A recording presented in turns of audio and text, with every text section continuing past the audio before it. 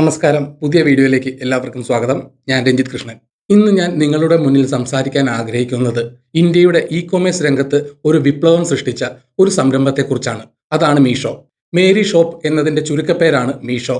വെറുമൊരു ഓൺലൈൻ വിപണി എന്നതിലുപരി ഇന്ത്യയിലെ ലക്ഷക്കണക്കിന് ചെറുകിട സംരംഭകർക്കും പ്രത്യേകിച്ച് വീട്ടമ്മമാർക്കും സ്വന്തമായ ഒരു വരുമാനമാർഗം തുറന്നുകൊടുത്ത ഒരു സാമൂഹിക പ്രസ്ഥാനം കൂടിയാണ് ഈ പ്ലാറ്റ്ഫോം. മീഷോയുടെ യാത്ര കേവലം ഒരു സാമ്പത്തിക വിജയഗാഥ മാത്രമല്ല. ഇത് ഭാരതം എന്ന് വിളിക്കപ്പെടുന്ന ഇന്ത്യയുടെ ചെറുകിട നഗരങ്ങളിലെയും ഗ്രാമങ്ങളിലെയും സാധാരണ ജനങ്ങളെ ഡിജിറ്റൽ ലോകത്തേക്ക് കൈപിടിച്ചു കൊണ്ടുവന്ന വിശ്വാസത്തിന്റെയും സാമൂഹിക ബന്ധങ്ങളുടെയും അടിത്തറയിൽ പടുത്തുയർത്തിയ ഒരു കഥയാണ്. നമുക്ക് ഈ അത്ഭുതകരമായ യാത്രയുടെ ഓരോ ഘട്ടങ്ങളിലൂടെയും കടന്നു പോകാം. മീഷോയുടെ സ്ഥാപകരായ വിദിത് ആത്രേ, സഞ്ജീവ് ബൻവാൾ എന്നിവർ ഡൽഹി IITയിലെ പൂർവ്വ വിദ്യാർത്ഥികളാണ്. 2015 ഡിസംബറിലാണ് ഇവർ തങ്ങളുടെ സംരംഭമായ ഫാഷനിയർ ടെക്നോളജീസ് പ്രൈവറ്റ് ലിമിറ്റഡ് എന്ന കമ്പനിക്ക് തുടക്കം കുറിക്കുന്നത്. ആദ്യമൊക്കെ ഇവർ പ്രാദേശിക ഫാഷൻ സ്റ്റോറുകളെ ഓൺലൈനായി ഉപഭോക്താക്കളുമായി ബന്ധിപ്പിക്കുന്ന ഒരു മോഡലാണ് പരീക്ഷിച്ചത്. അതായത് ഉപഭോക്താവ് ഒരു ഉൽപ്പന്നം ഇഷ്ടപ്പെട്ടാൽ ഫാഷനിയർ അത് കടയിൽ നിന്ന് വാങ്ങി ഡെലിവറി ചെയ്യും. ഇത് സ്വിഗ്ഗി ഫോർ ഫാഷൻ പോലെയായിരുന്നു. എന്നാൽ ഒരു വർഷത്തിനുള്ളിൽ അവർക്കൊരു സുപ്രധാന കാര്യം മനസ്സിലായി. ഫേസ്ബുക്ക്, വാട്സ്ആപ്പ് ഗ്രൂപ്പുകൾ വഴി ധാരാളം ചെറുകിട കച്ചവടക്കാർ, പ്രത്യേകിച്ച് വീട്ടമ്മമാർ, ഉൽപ്പന്നങ്ങൾ വിൽക്കുന്നുണ്ട്. സ്വന്തമായി സ്റ്റോക്കോ വിപണനത്തിലുള്ള മൂലധനമോ ഇല്ലാതെ സോഷ്യൽ മീഡിയ ബന്ധങ്ങളെ ആശ്രയിച്ച് അവർ നടത്തുന്ന ഈ കച്ചവടം സോഷ്യൽ കൊമേഴ്സ് എന്ന ഒരു പുതിയ സാധ്യതയുടെ സൂചന നൽകി. ഇതൊരു വലിയ അവസരമാണെന്ന് തിരിച്ചറിഞ്ഞ വിദിത്തും സഞ്ജീവും തങ്ങളുടെ ബിസിനസ് മോഡലിൽ ഒരു സുപ്രധാന മാറ്റം വരുത്തി. അങ്ങനെ 2016 ഫാഷനിയർ മീഷോ എന്ന സോഷ്യൽ കൊമേഴ്സ് പ്ലാറ്റ്ഫോമായി രൂപാന്തരപ്പെട്ടു. മീഷോയുടെ പ്രാരംഭ ലക്ഷ്യം വളരെ ലളിതമായിരുന്നു. ₹1 പോലും നിക്ഷേപിക്കാതെ സ്വന്തമായി ബിസിനസ് തുടങ്ങാൻ ആഗ്രഹിക്കുന്ന വ്യക്തികളെ കുറഞ്ഞ വിലയ്ക്ക് ഉൽപ്പന്നങ്ങൾ നൽകുന്ന മൊത്ത വ്യാപാരികളുമായി ബന്ധിപ്പിക്കുക. മീഷോയുടെ ഈ മാതൃക പ്രധാനമായും റീസെല്ലർമാരെ കേന്ദ്രീകരിച്ചുള്ളതായിരുന്നു. ഈ റീസെല്ലർമാർ കൂടുതലും വീട്ടിലിരിക്കുന്ന സ്ത്രീകളാണ്. അവർ മീഷോ ആപ്പിലെ ഉൽപ്പന്ന കാറ്റലോഗുകൾ വാട്സ്ആപ്പ്, ഫേസ്ബുക്ക് തുടങ്ങിയ സോഷ്യൽ മീഡിയ പ്ലാറ്റ്ഫോമുകളിലെ തങ്ങളുടെ സുഹൃത്തുക്കളുടെയും കുടുംബാംഗങ്ങളുടെയും ഗ്രൂപ്പുകളിലേക്ക് പങ്കുവയ്ക്കുന്നു. ഉപഭോക്താവിൽ നിന്ന് ഓർഡർ ലഭിക്കുമ്പോൾ റീസെല്ലർ സ്വന്തമായി ഒരു ലാഭവിഹിതം കൂടി കൂട്ടിച്ചേർത്ത് മീഷോയിൽ ഓർഡർ നൽകുന്നു. ഉൽപ്പന്നം മൊത്ത വ്യാപാരിയിൽ നിന്ന് നേരിട്ട് ഉപഭോക്താവിന്റെ അടുക്കൽ മീഷോ എത്തിക്കും. റീസെല്ലർ കൂട്ടിച്ചേർത്ത ലാഭവിഹിതം മീഷോ റീസെല്ലർക്ക് നൽകും. ഈ മോഡലിന്റെ വിജയം എന്തായിരുന്നു? ഇതിന് നിക്ഷേപം വേണ്ട. അതായത് റീസെല്ലർക്ക് ₹1 പോലും ഇൻവെന്ററിയിലോ പരസ്യത്തിലോ മുടക്കേണ്ടതില്ല. ടയർ 2, ടയർ 3 നഗരങ്ങളിലെ ഉപഭോക്താക്കൾക്ക് വലിയ ഇ-കൊമേഴ്സ് പ്ലാറ്റ്ഫോമുകളെക്കാൾ വിശ്വാസം അവർക്ക് നേരിട്ട് അറിയാവുന്ന റീസെല്ലർമാരുമായി കച്ചവടം നടത്തുന്നതിലായിരുന്നു. ഈ സാമൂഹിക ബന്ധങ്ങൾ കച്ചവടം വളർത്താൻ സഹായിച്ചു.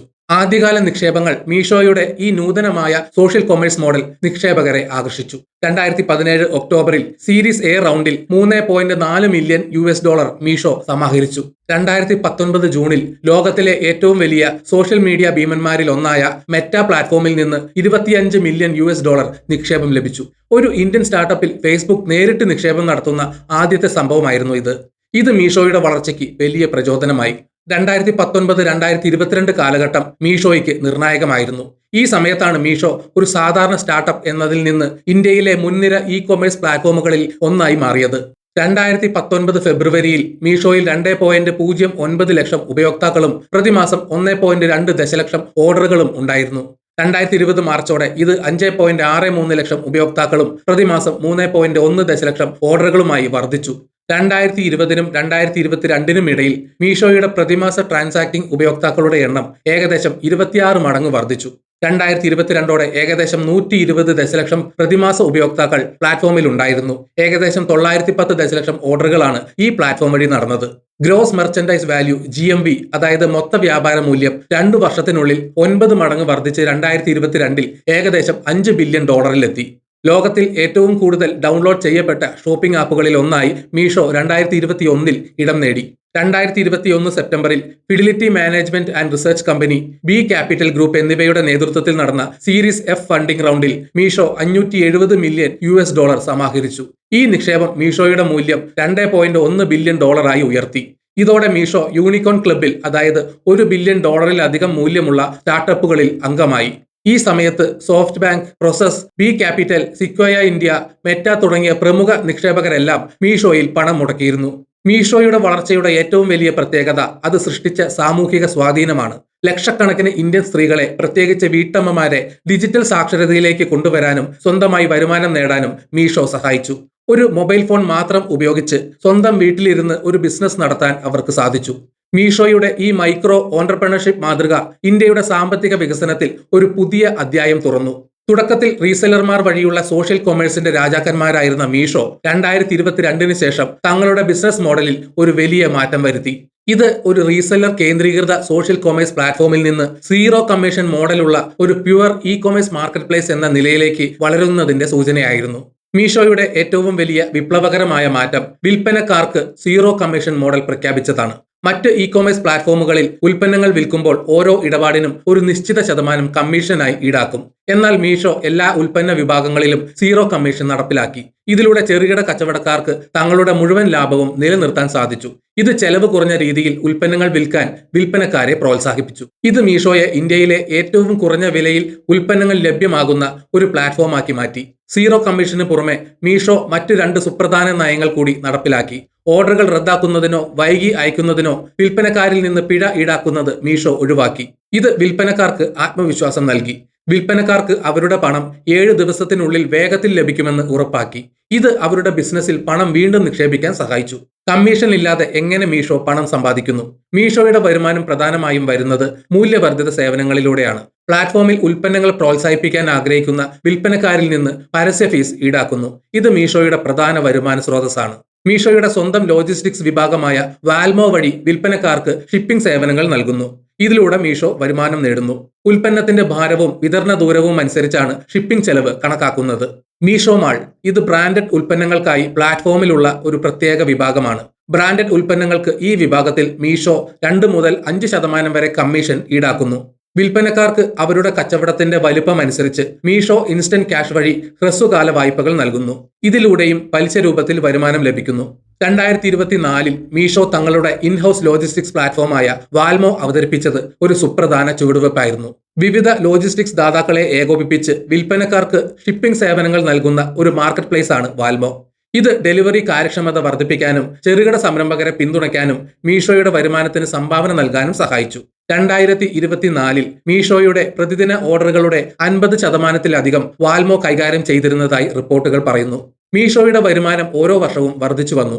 2023 സാമ്പത്തിക വർഷത്തിൽ മീഷോയുടെ വരുമാനം $689 മില്യൺ ആയിരുന്നു. ഇത് മുൻ സാമ്പത്തിക വർഷത്തേക്കാൾ 33% കൂടുതലാണ്. 2025 സാമ്പത്തിക വർഷത്തിൽ മീഷോയുടെ വരുമാനം 9389.9 കോടി രൂപയായി വർദ്ധിച്ചു. ഇത് മുൻ വർഷത്തെ അപേക്ഷിച്ച് 23% വർധനവാണ്. കഴിഞ്ഞ കുറച്ച് വർഷങ്ങളായി നഷ്ടം കുറച്ചുകൊണ്ട് മീഷോ ലാഭകരമാകുന്നതിലേക്ക് അടുത്തു വരികയായിരുന്നു.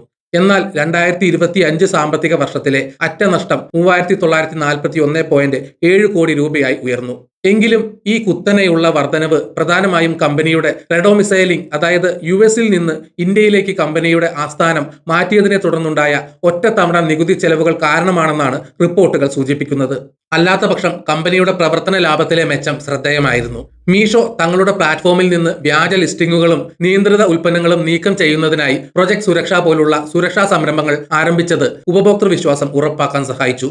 മീഷോയുടെ യാത്രയിലെ ഏറ്റവും പുതിയതും പ്രധാനപ്പെട്ടതുമായ നാഴികക്കല്ലാണ് ഇനി വരാനിരിക്കുന്ന ഇനീഷ്യൽ പബ്ലിക് ഓഫറിംഗ്. പൊതുവിപണിയിൽ ലിസ്റ്റ് ചെയ്യുന്നതിനുള്ള ഒരുക്കങ്ങളുടെ ഭാഗമായിട്ടാണ് 2025 ജൂണിൽ മീഷോ തങ്ങളുടെ കോർപ്പറേറ്റ് ആസ്ഥാനം US-ൽ നിന്ന് ഇന്ത്യയിലേക്ക് മാറ്റുന്ന നടപടികൾ പൂർത്തിയാക്കിയത്.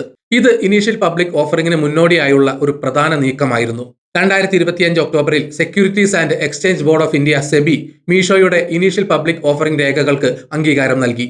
ഇതോടെ ഇന്ത്യയിൽ ലിസ്റ്റ് ചെയ്യുന്ന ആദ്യത്തെ pure play horizontal e commerce platform ആവാനുള്ള പാതയിൽ മീഷോ എത്തിച്ചേർന്നു. IPOയുടെ വിശദാംശങ്ങൾ നോക്കിയാൽ ആകെ ഇഷ്യൂ വലിപ്പം ഏകദേശം 5800 തൊട്ട് 6600 കോടി രൂപയാണ്. 4250 കോടി രൂപ പുതിയ ഓഹരികൾ പുറത്തിറക്കി സമാഹരിക്കും. നിലവിലുള്ള നിക്ഷേപകരായ elevation capital, peak XP partners, venture highway, Y Combinator തുടങ്ങിയവർ തങ്ങളുടെ ഓഹരികൾ വിൽക്കും. IPO വഴി ലഭിക്കുന്ന പണം പ്രധാനമായും ഉപയോഗിക്കുന്നത് സാങ്കേതിക ഇൻഫ്രാസ്ട്രക്ചർ നവീകരണത്തിന്, മെഷീൻ ലേണിംഗ്, ആർട്ടിഫിഷ്യൽ ഇന്റലിജൻസ് ടീമുകളുടെ വികസനത്തിനായി, ബ്രാൻഡ് നിർമ്മാണത്തിനും ഭാവിയിലെ ഏറ്റെടുക്കലുകൾക്കും വേണ്ടിയാണ്. 2025 ഡിസംബറിലെ അവസാന ആഴ്ചകളിൽ IPO ലിസ്റ്റിംഗ് ലക്ഷ്യമിട്ടാണ് മീഷോ മുന്നോട്ടു പോകുന്നത്. മീഷോയുടെ ഈ യാത്ര ഇന്ത്യൻ ഇ കൊമേഴ്സ് മേഖലയുടെ പരിണാമത്തെയാണ് അടയാളപ്പെടുത്തുന്നത്. വലിയ ഇ കൊമേഴ്സ് ഭീമന്മാർ ടയർ 1 നഗരങ്ങളിലും ബ്രാൻഡഡ് ഉൽപ്പന്നങ്ങളിലും ശ്രദ്ധ കേന്ദ്രീകരിച്ചപ്പോൾ മീഷോ ഭാരതത്തിന്റെ ഉൾപ്രദേശങ്ങളിലെ സാധാരണ ജനങ്ങളെയും സീറോ കമ്മീഷൻ മോഡൽ വഴി ചെറുകിട കച്ചവടക്കാരെയും ശാക്തീകരിക്കാൻ തീരുമാനിച്ചു. തുടക്കത്തിലെ സോഷ്യൽ കൊമേഴ്സ് മോഡൽ മുതൽ ഇന്നത്തെ സീറോ കമ്മീഷൻ പ്ലാറ്റ്ഫോം വരെ മീഷോ എല്ലായ്പ്പോഴും അതിന്റെ വിൽപ്പനക്കാരെ ഒന്നാമതായി കണ്ടു. റീസെല്ലർമാർക്ക് വായ്പ നൽകാനുള്ള സംവിധാനം, പ്രാദേശിക ഭാഷകളിലുള്ള ട്യൂട്ടോറിയൽ വീഡിയോകൾ, GST രജിസ്ട്രേഷൻ ഇല്ലാത്തവർക്ക് പോലും കച്ചവടം ചെയ്യാനുള്ള സൗകര്യം എന്നിവയെല്ലാം മീഷോയുടെ സാമൂഹിക കാഴ്ചപ്പാടിന്റെ തെളിവുകളാണ്. വളർച്ചയുടെ ഓരോ ഘട്ടത്തിലും മീഷോ പുതുമകൾ കൊണ്ടുവന്നു. സ്വന്തമായി ലോജിസ്റ്റിക്സ് കൈകാര്യം ചെയ്യാൻ വാൽമോയെ കൊണ്ടുവന്നതും, ഉപഭോക്തൃ പിന്തുണയ്ക്കായി ദിവസേന 60,000 കോളുകൾ കൈകാര്യം ചെയ്യുന്നതും, ജനറേറ്റീവ് AI വോയിസ് ബോട്ട് അവതരിപ്പിച്ചതും സാങ്കേതിക വിദ്യയോടുള്ള അവരുടെ പ്രതിബദ്ധത വ്യക്തമാക്കുന്നു. ഇന്ത്യൻ സ്റ്റോക്ക് മാർക്കറ്റിൽ ലിസ്റ്റ് ചെയ്യാൻ ഒരുങ്ങുന്ന മീഷോ തങ്ങളുടെ അടുത്ത ഘട്ട വളർച്ച ലക്ഷ്യമിടുന്നത് ആർട്ടിഫിഷ്യൽ ഇന്റലിജൻസിലും സാങ്കേതിക വിദ്യ നവീകരണത്തിലുമാണ്. മീഷോ വെറും ഒരു കച്ചവട പ്ലാറ്റ്ഫോം എന്നതിലുപരി ഇന്ത്യയുടെ സാമ്പത്തിക രംഗത്തെ ഉൾക്കൊള്ളുന്ന, എല്ലാവർക്കും അവസരം നൽകുന്ന ഒരു ഡിജിറ്റൽ വേദിയായി മാറിക്കഴിഞ്ഞു. ഈ സ്ഥാപനം ലക്ഷക്കണക്കിന് ആളുകളുടെ ജീവിതത്തിൽ വരുത്തിയ മാറ്റം ചെറുതല്ല. ഈ സംരംഭം കൂടുതൽ ഉയരങ്ങളിലേക്ക് എത്തട്ടെ എന്ന് നമുക്ക് ആശംസിക്കാം.